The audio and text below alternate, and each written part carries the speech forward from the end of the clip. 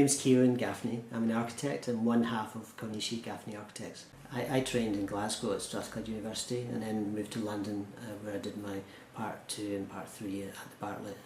I then worked in London for 10 years, worked for a well-known designer and artist called Thomas Heatherwick, where I met my wife, my partner now, Makiko Konishi.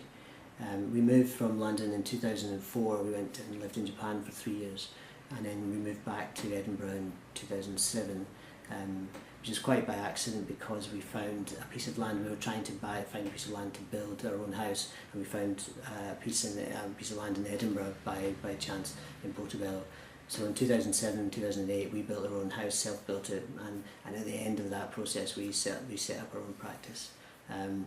We are an award-winning practice. We've won a few awards and commendations for projects we've done, and we try to build things which are interesting and beautiful.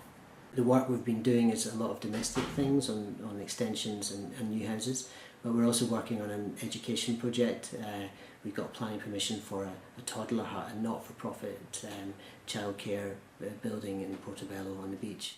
We're also working in Fife on a food production facility, which is a series of buildings in an old steading for a series of producers, people who make cheese or jam or beer or bread, all sharing facilities and sharing distribution.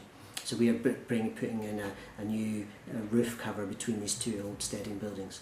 And we're also working on a series of art-based projects. We work with a couple of sculptors and have done some competitions together. We won one which was to design an exhibition which was in the Lighthouse in Glasgow of aerial photography, and we were interested in how do you show aerial photographs which are taken looking down at the earth, and we just thought it was strange to put those pictures then on the wall. We lived in Japan for 3 years, and in that time we spent a lot of time travelling around and looking at buildings. In a way it was a sabbatical for me because I wasn't working as an architect, so it gave me time to think about what I wanted to do. I was very interested in Japan's architecture, not so much the things that you hear about, the temples and the shrines, or the very minimalist modernist architecture that's current at the moment, but in these old farm buildings. They're called minka, and we wanted to bring something of that aesthetic to our work. So the aesthetic there is something that's quite restrained and simple, but not overly uptight, not too kind of, Achtung German. We wanted it to be quite relaxed. The Japanese have a word for it, which is wabi, sabi, which is quite a hard sort of description, hard word to describe.